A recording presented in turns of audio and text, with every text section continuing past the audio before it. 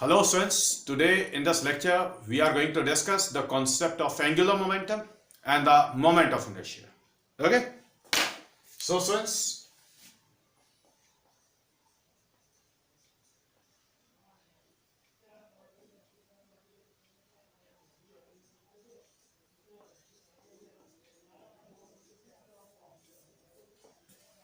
the concept of angular momentum.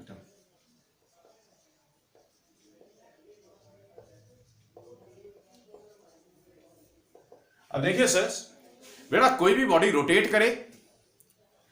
करेगी तो motion में होगी, रिवॉल्व करेगी तो भी मोशन में होगी, और कोई भी बॉडी अगर सर्कुलर पाथ के लॉन्ग मूव करेगी तो भी मोशन में होगी.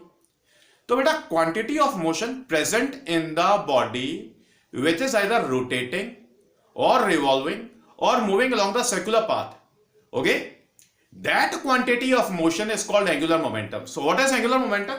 It is the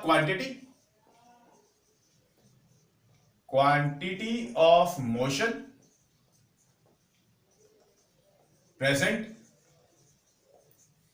in the body which is rotating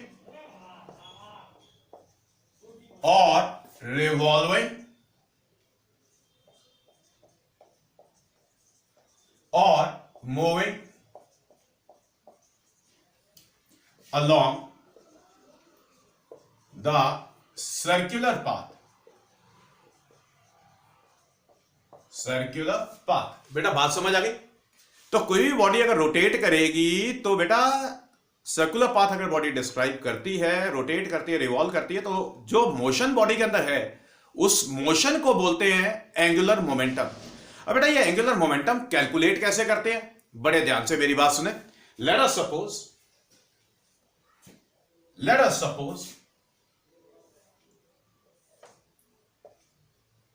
say it is the origin, it is the x-axis, it is the y-axis, okay, and we are going to calculate the angular momentum of the particle. Let us suppose this is it is the particle whose position vector is say vector r in this coordinate frame, say x, o, y, and we are going to calculate the angular momentum of this particle. About the point O. तो बेटा particle का angular momentum point O के about हमने calculate करना है. तो बड़े ध्यान से सुनिए. लेट अस सपोज से बेटा पार्टिकल का जो लीनियर वेलोसिटी है, पार्टिकल के लीनियर वेलोसिटी को टारगेट करना है. पार्टिकल का जो लीनियर वेलोसिटी है, लेट अस सपोज से इस डायरेक्शन में, पार्टिकल का लीनियर वेलोसिटी इस डायरेक्शन में, तो पार्टिकल का जो लीनियर मोमेंटम है दैट इज वेक्टर p, बेटा वो हमारा वेक्टर p इस डायरेक्शन में होगा. तो क्या करना है, जैसे टॉक में किया था, सो इस वेक्टर p का डायरेक्शन मार्क करेंगे आप. क्लियर? वेक्टर p का डायरेक्शन मार्क करने के बाद बेटा वेक्टर r की जो डायरेक्शन है, वेक्टर r और वेक्टर p का जो डायरेक्शन है, let us suppose that this angle is phi, so this angle is also equals to phi. So we are going to say that the angular momentum of this particle, okay, whose linear momentum is vector p, about this point O, it is written as this vector L is written as vector r cross vector p. Vector L is written as vector r cross vector p. So since this L in magnitude is written as r into p into sin phi, where what is r? Where vector r is the position vector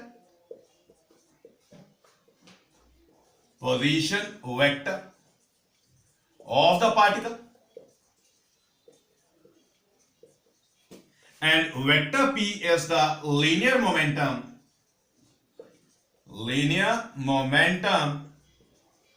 of the particle,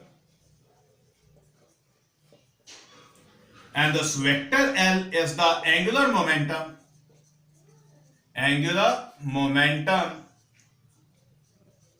of the particle about the point O. बेटा ये बात समझ आ गई? इतना काम clear है? आप पहले इसको कॉपी करें.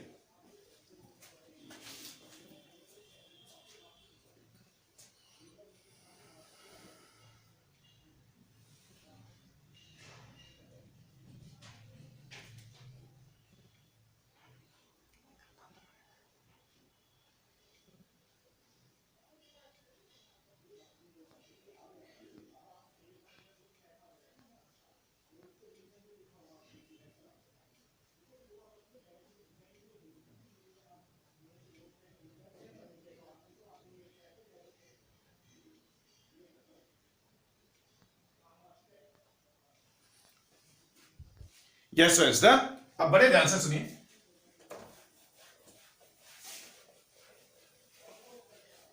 अब बड़े ध्यान से सुनिए students. Cases,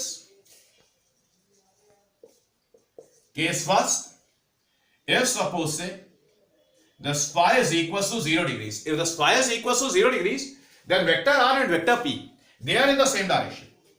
Vector r and vector p, they are in the same direction. Let us suppose it is the point O, let us say x and let us say y. Let us say vector r and let us say vector p. Vector r and vector p, they are in the same direction. Clear? Now if they are in the same direction, तो ध्यान से देखिए students, vector p और vector r दोनों same direction में अगर हैं तो students angle phi it will be equals to 0 degrees and we know that the sin 0 degrees is equals to 0, so this L is equals to 0, so the angular momentum will be equals to 0. Got it? समझ आ गई ये बात? Now the case second, if suppose this phi is equals to 180 degrees, phi अगर 180 है तो इसका मतलब क्या होगा कि वेक्टर r और वेक्टर p दोनों ऑपोजिट डायरेक्शन में, वेक्टर r और वेक्टर p दोनों ऑपोजिट डायरेक्शन में, दिस वे, वेक्टर p इधर। क्लियर? तो देखिए, let us suppose it as vector r and let us suppose it as vector p। Clear? अब ध्यान से देखिए, दोनों ही केसेस में जब phi 0 था या phi 180 डिग्रीज है तो बेटा लीनियर मोमेंटम का जो डायरेक्शन है it is passing through the point O, जिस पॉइंट के अबाउट हमें एंगुलर मोमेंटम कैलकुलेट करना है या जिस पॉइंट से एक्सेस ऑफ रोटेशन पास हो रही है। बात समझ आ गई? तो sin 180 is also equals to 0, so this angular momentum is again equals to 0. Angular momentum is again equals to 0. Okay, तो बेटा याद रखिए, जब बेटा लीनियर मोमेंटम का जो डायरेक्शन है अगर एक्सेस ऑफ रोटेशन को इंटरसेक्ट करे, देखिए axis of rotation point O से पास हो रहा है, समझ आ गई ये बात? अब बेटा यहां पे वेक्टर p लीनियर मोमेंटम आपको दिखाई दे रहा है, मैंने वेक्टर p का जब डायरेक्शन पीछे प्रोड्यूस किया तो स्टूडेंट्स लीनियर मोमेंटम का जो डायरेक्शन है it is not passing through the axis of rotation. Okay, लेकिन जब बेटा phi 0 डिग्री है या phi 180 डिग्री है, ध्यान से देखिए दोनों ही केसेस में, यहां पर देखिए और इससे पहले जो हमने किया था वहां पर देखिए, जो लीनियर मोमेंटम का डायरेक्शन है that is passing through the point O, that is the direction of the linear momentum is intersecting with the axis of rotation. क्या बोलेंगे आप? Direction of linear momentum is intersecting the axis of rotation, the axis of rotation। समझ आ गई ये बात? Okay, ये आप पहले कॉपी करें दो cases.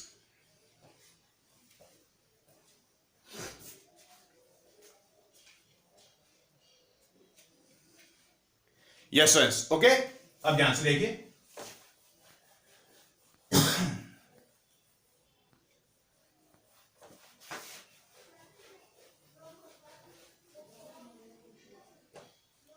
now the case third, if this phi is equals to 90 degrees, phi is equals to 90 degrees, तो ध्यान से देखिए, phi is equals to 90 degrees का मतलब, let us suppose it as the origin, x-axis, y-axis, it is say vector r and this is say vector p, the linear momentum, and clearly students this angle is equals to 90 degrees and take a look, the direction of the linear momentum, the direction of the linear momentum is not passing through the point O।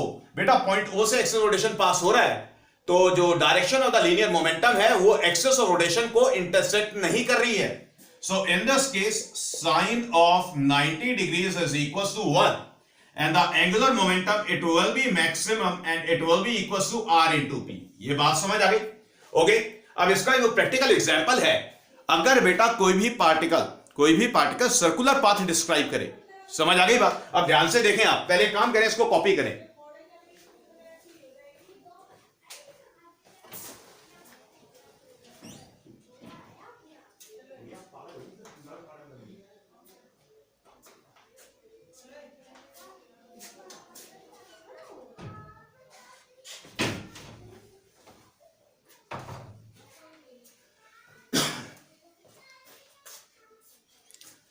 Yes sir, अब ध्यान से देखिए,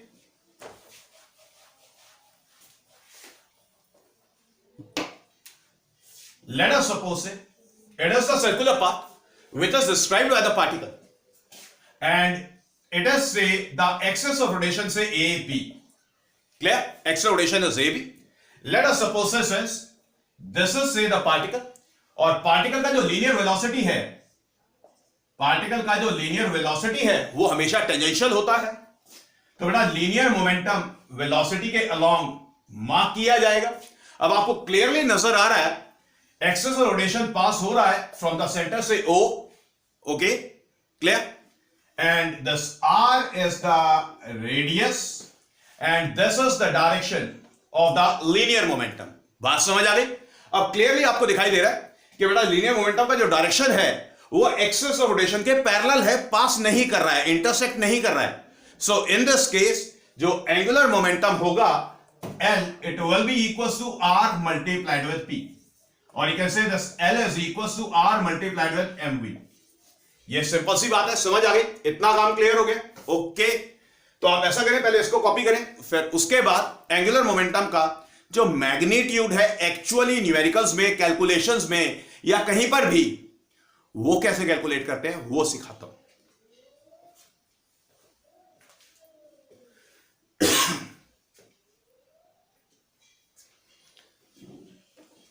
yes sir, copy कर लिए। अब ध्यान से देखिए,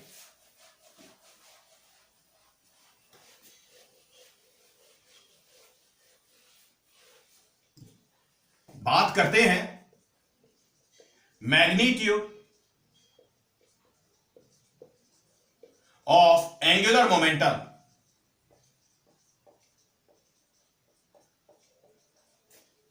बड़े ध्यान से देखिए, समझिए। लेट अस सपोज से it is the coordinate frame x-axis, y-axis, clear, and let us suppose say it is say vector r और ये पार्टिकल है और जो लीनियर मोमेंटम है पार्टिकल का vector p is the linear momentum. Okay, अभी हमने किया था this angle is say phi, this phi was the angle between the direction of vector r and vector p। अब बेटा लीनियर मोमेंटम का direction अगर मार्क करते हैं तो लीनियर मोमेंटम का डायरेक्शन हमने ऐसे मार्क कर लिया। अब एक्सिस ऑफ रोटेशन से लीनियर मोमेंटम का डायरेक्शन पास नहीं हो रहा है। लीनियर मोमेंटम का डायरेक्शन देखिए, एक्सिस ऑफ रोटेशन को देखिए, बेटा दोनों के बीच में परपेंडिकुलर डिस्टेंस आपको नजर आ रहा है, दोनों के बीच में परपेंडिकुलर डिस्टेंस आपको नजर आ रहा है। Clear?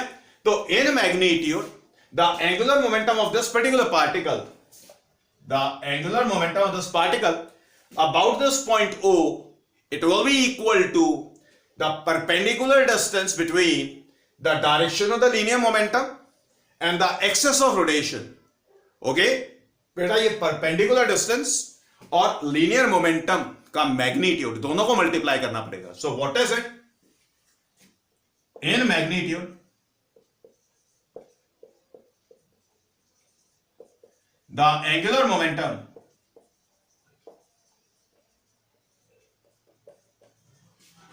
of the particle is the product of perpendicular distance between, या फिर ऐसा करें, is the product of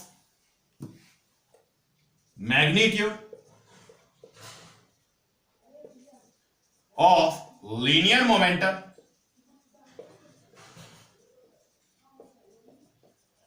and the perpendicular distance between the direction of linear momentum, the direction of linear momentum and axis of rotation। Okay, तो ध्यान से देखिए बेटा, magnitude of the linear momentum and the perpendicular distance, perpendicular distance between the direction of linear momentum and the axis of rotation. ठीक है, clear? So this L अभी हमने किया था थोड़ी देर पहले, this L was equals to R multiplied with P multiplied with sin phi. Okay, अब ध्यान से देखिए, राइट एंगल ट्राइंगल से O N P में या O N A लिखें. Now in the right triangle ONA, in the right triangle ONA, देखिए phi was the angle between the direction of vector R and vector P. If this angle is phi, so since this angle is also equals to phi, so we can say that sin of phi is equals to perpendicular ON divided by R. Okay, sin phi is perpendicular divided by the magnitude of the position vector. This implies that this R sin phi is equals to ON, is equals to ON. तो बेटा यहां पर देखिए, ये जो R sin phi आपको दिखाई दे रहा है, इस R sin phi की जगह पे हम इस परपेंडिकुलर डिस्टेंस को डालेंगे. So this one gives us, this implies that this L is equals to ON multiplied with the magnitude of the linear momentum. So the angular momentum of this particle about this point O is the product of the magnitude of the linear momentum and the perpendicular distance between the axis of rotation. देखिए बेटा, axis of rotation point O से पास हो रही है क्योंकि हम point O के about angular momentum calculate करें and the direction of this linear momentum. बात समझ आ गई? इतना काम क्लियर हो गया? कॉपी करें इसको आप.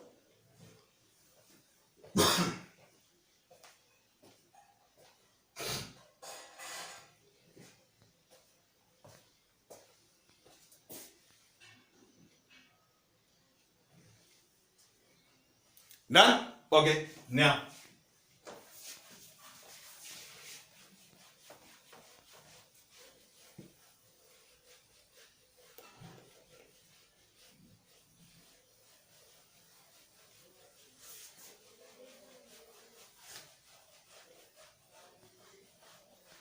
अब बेटा बात करते हैं SI unit of angular momentum की. Angular momentum is a vector quantity and its SI unit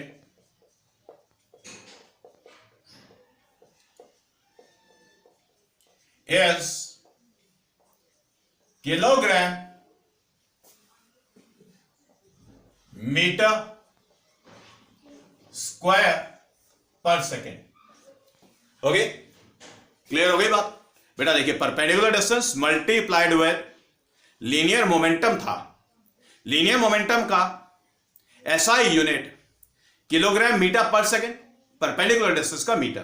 तो it is simply KG metre square पर सेकेंड. क्लियर? समझ आ गई बात? अब बेटा देखिए, अब जैसे हमने पॉजिटिव टॉक और नेगेटिव टॉक का कॉन्सेप्ट किया था, बिल्कुल वैसे ही बेटा पॉजिटिव एंगुलर मोमेंटम और नेगेटिव एंगुलर मोमेंटम कब होता है. क्लियर? अब हम क्या करने वाले, अब हम बेटा लीनियर मोमेंटम के रेक्टेंगुलर कंपोनेंट्स कंसीडर करने वाले. ओके, और उन रेक्टेंगुलर कंपोनेंट्स का हम एंगुलर मोमेंटम कैलकुलेट करेंगे about the point O. Clear? देखिए,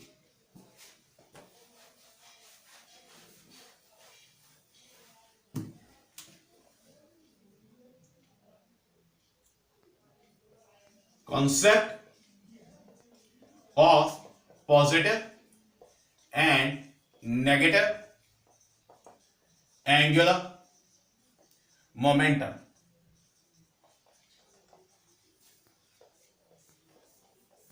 देखिए, let us suppose it is the point CO, okay, and it is the particle बेटा जिसका लीनियर मोमेंटम था, and I am marking out the components. Late us suppose से px vector is the component of the linear momentum along x axis and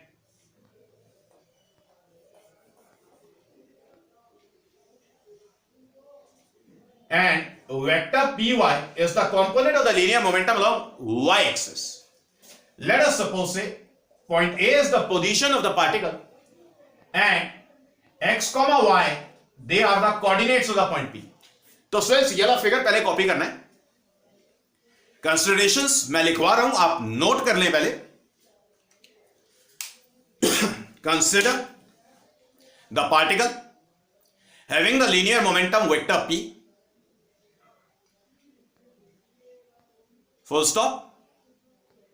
Let x, y be the coordinates of the particle at any time instant, say t equals to t, full stop. Let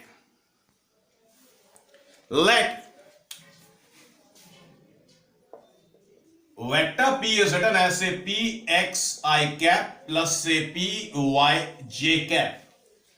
So p x I cap and p y j cap, they are the rectangular components. Next, पहले इसको equation को copy करें, next line में लिखें. Now p x I cap is the component of the linear momentum along positive x axis and py j cap is the component of the linear momentum along positive y axis at the given time instant t equals to t. Clear हो गई बात? अब ध्यान से देखिए बेटा, अब क्या करने वाले हैं, अब हम एंगुलर मोमेंटम कैलकुलेट करने वाले हैं, टोटल एंगुलर मोमेंटम कैलकुलेट करने वाले हैं. नेक्स्ट लाइन में आप ऐसा करें, पहले लिख लें, let vector L, capital L, be the angular momentum, ऐसे लिखना है, let vector L be the angular momentum of the particle about the point O, about the point O. Clear? अब ध्यान से मेरी बात सुने, अब ध्यान से देखें बेटा. पहले px I cap की वजह से पॉइंट O के अबाउट हम एंगुलर मोमेंटम कैलकुलेट करेंगे. तो कैसे करना है? सबसे पहले आपने px वेक्टर का डायरेक्शन मार्क करना है. ओके, तो px वेक्टर का डायरेक्शन हमने मार्क किया. अब बेटा पॉइंट O से इस डायरेक्शन का परपेंडिकुलर डिस्टेंस आपको नजर आ रहा है. तो ये वाला जो डिस्टेंस है, ये जो डिस्टेंस आपको ओ भी नजर आ रहा है, it is equal to Y. Okay, तो बेटा magnitude of the linear momentum is px and the perpendicular distance is y. Okay, so we are going to say, let us suppose say that lx be the angular momentum of the particle about the point O due to vector px. Okay, so this lx is written as, say perpendicular distance is y multiplied with px.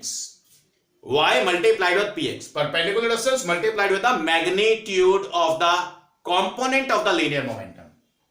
समझ आ गई बात? अब बेटा question express करता है कि ये जो एंगुलर मोमेंटम है ये पॉजिटिव है या नेगेटिव. तो जैसे हमने पॉजिटिव टॉक और नेगेटिव टॉक किया था लास्ट लेक्चर के अंदर, ध्यान से देखिए कैसे करेंगे. बेटा वेक्टर px आपको इधर दिखाई देगा हॉरिजॉन्टल के लॉ. बेटा ये जो डिस्टेंस वेक्टर है, डिस्टेंस को वेक्टर बोलना है, तो डिस्टेंस वेक्टर को आप ऐसे मार्क करेंगे. बोलिए डिस्टेंस वेक्टर है, तो डिस्टेंस वेक्टर को मार्क करने के बाद आपने क्या करना है, डिस्टेंस वेक्टर को रोटेट करना है through the smaller angle. Distance vector को रोटेट करना है थ्रू द स्मॉलर एंगल, जिससे कि बेटा डिस्टेंस वेक्टर px वेक्टर के लॉन्ग अलाइन हो जाए. तो ध्यान से देखिए, जो रोटेशन है वो यहां पर आपको क्लॉकवाइज सेंस में दिखाई दे रहा है. ठीक है, तो डिस्टेंस वेक्टर को रोटेट करना है, रोटेट डिस्टेंस वेक्टर. ओके, अब अगर रोटेशन क्लॉकवाइज है, रोटेशन क्लॉकवाइज है, तो बेटा एंगुलर मोमेंटम, तो angular momentum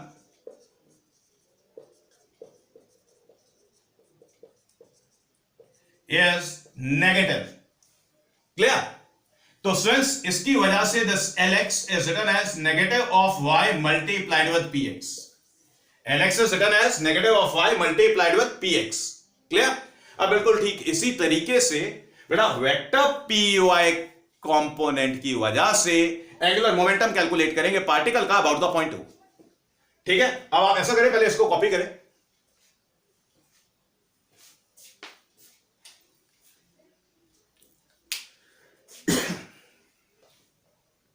yes sir.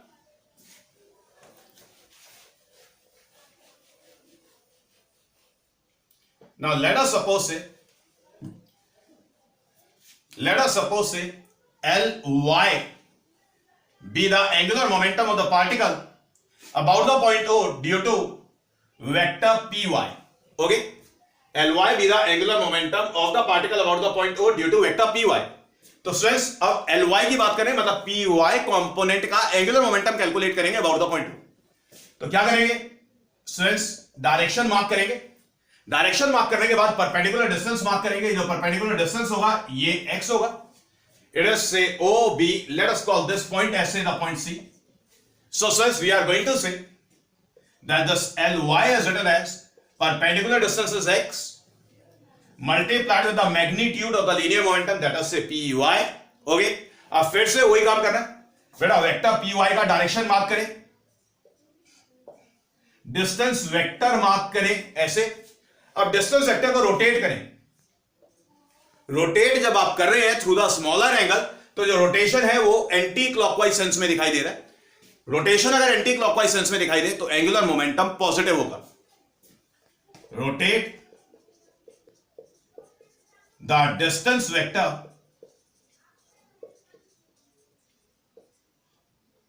Towards vector Py, and if rotation is anti-clockwise,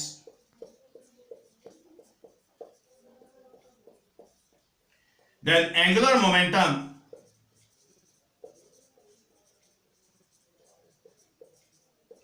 is positive. Angular momentum is positive. So since this Ly is written as say xpy, Ly is written as xpy। आप इसको को पहले copy कर लें।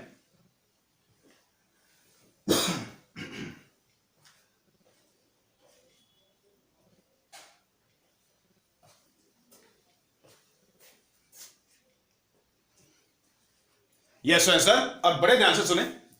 अब बेटा total angular momentum निकालेंगे particle का about the point O।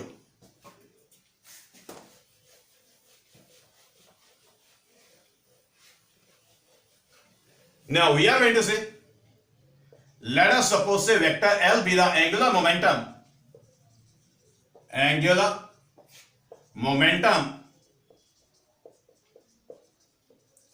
of the particle about the point O. Okay, so this L is written as Lx plus Ly। Okay, और Lx हमने कैलकुलेट किया था, it was negative of y multiplied with px, और Ly हमने calculate किया था, it was x multiplied with py। Okay, दोनों values यहां पर डालें। So this L is written as say xpy minus of y px। तो ये बेटा टोटल एंगुलर मोमेंटम निकल गया पार्टिकल का। कॉपी कर लें।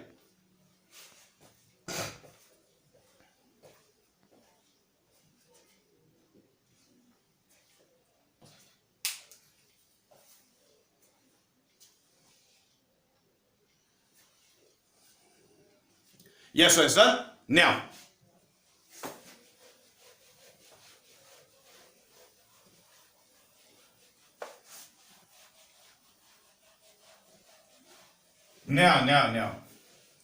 the concept of moment of inertia.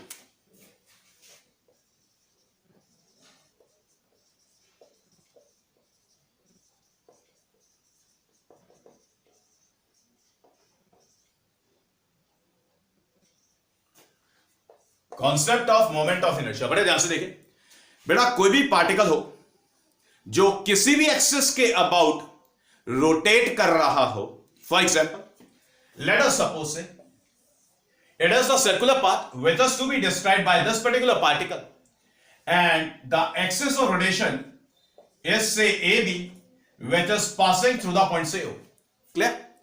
तो पार्टिकल क्योंकि स्वयं सर्कुलर पाथ डिस्क्राइब कर रहा है about the axis of rotation AB, तो पार्टिकल का जो डिस्टेंस है from the axis of rotation that will be equal to the radius of the circular path. समझ आ गई बात? देखिए, जैसे एक्सिस ऑफ रोटेशन AB आपको दिखाई दे रहा है और बेटा ये पार्टिकल है. क्लियर? पार्टिकल का मास लेट अस सपोज से स्मॉल m. मानेंगे कि ये पार्टिकल सर्कुलर पाथ डिस्क्राइब करने वाला है. ये पार्टिकल ऐसे करके सर्कुलर पाथ डिस्क्राइब कर रहा है, तो स्वयं जो एक्सिस ऑफ रोटेशन है वो सेंटर से पास होगा. तो पार्टिकल का जो परपेंडिकुलर डिस्टेंस आपको नजर आ रहा है that will be equal to the radius of the circular path. तो स्वयं मोमेंट ऑफ इनर्शिया किसी भी पार्टिकल का किसी भी एक्सिस के अबाउट, बेटा पार्टिकल का होता है और गिवन एक्सिस ऑफ रोटेशन के अबाउट होता है, दोनों चीजें काउंट होती है. तो पार्टिकल का moment of inertia about the given axis of rotation, it is the product of the mass of the particle and the square of its perpendicular distance from the axis of rotation. तो definition दे रहे हैं, the moment of inertia of the particle about the axis of rotation, about the given axis of rotation,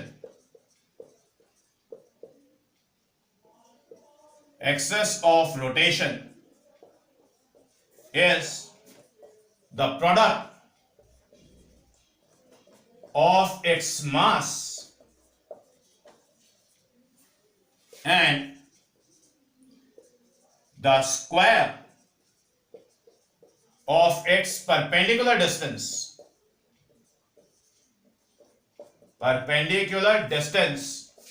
from the axis of rotation.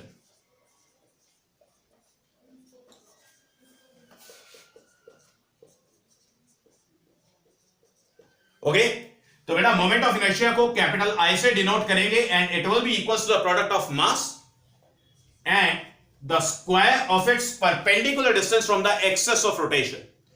Clear? This moment of inertia is a scalar quantity. It is the scalar quantity and its SI unit is kilogram meter square. Kilogram metre square. बात समझ आ गई? Copy कर लें आप इसको.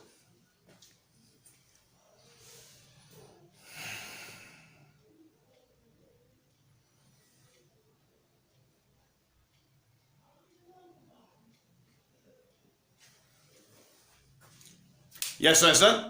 अब क्योंकि मोमेंट ऑफ इनर्शिया बेटा स्केलर क्वांटिटी है, अगर हम रिजिड बॉडी की बात करें, कोई भी एक रिजिड बॉडी हम कंसीडर करें जो गिवन एक्सिस के अबाउट रोटेट करेगी, तो रिजिड बॉडी के अंदर बड़े सारे पार्टिकल्स होंगे. रिजिड बॉडी जब घूमेगी तो सारे के सारे पार्टिकल्स गिवन एक्सिस के अबाउट सर्कुलर पाथ डिस्क्राइब करेंगे. हर पार्टिकल का एक्सिस रोटेशन से कुछ परपेंडिकुलर डिस्टेंस भी होगा. तो बेटा रिजिड बॉडी का मोमेंट ऑफ इनर्शिया हम गिवन एक्सिस के अबाउट इजीली कैलकुलेट कर सकते हैं. देखिए कैसे.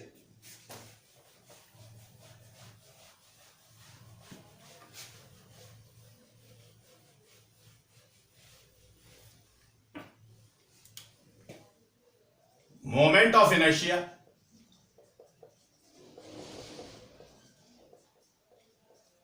of the rigid body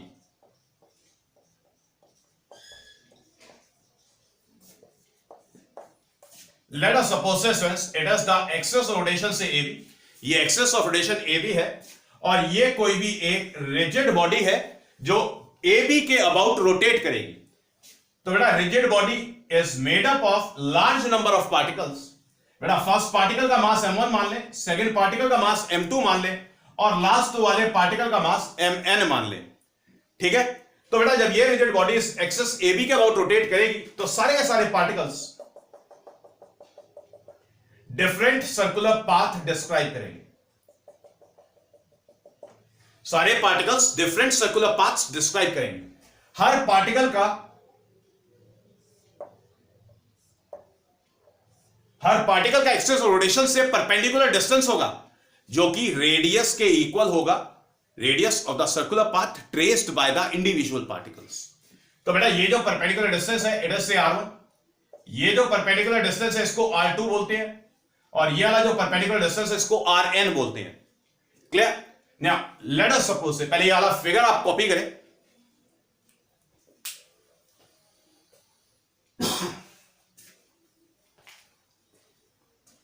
yes sir, लिखे consider the rigid body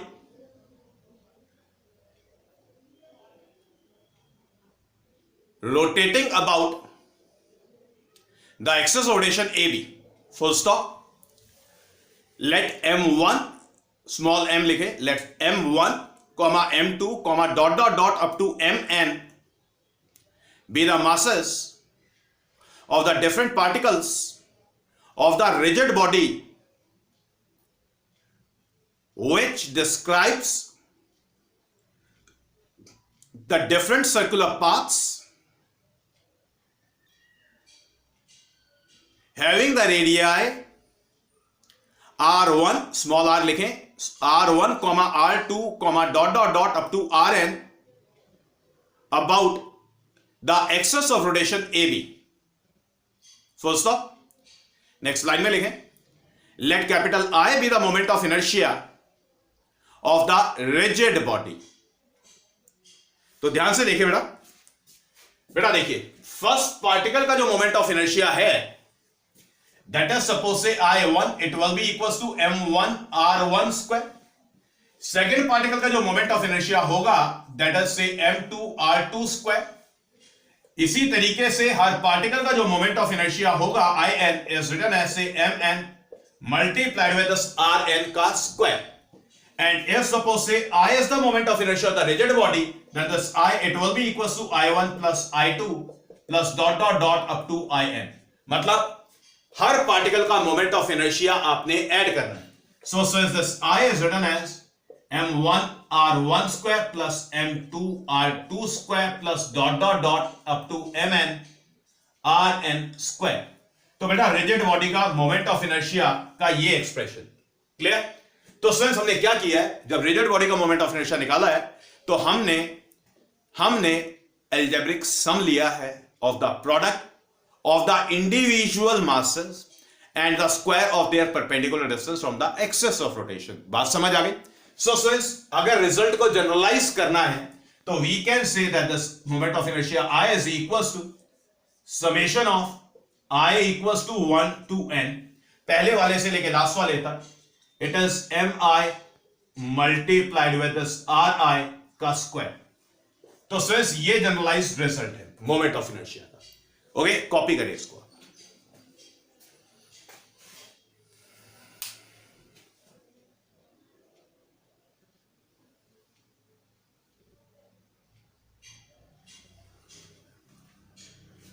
yes students, done. So students, this is all for today. बेटा बाकी करेंगे नेक्स्ट लेक्चर के अंदर। ओके।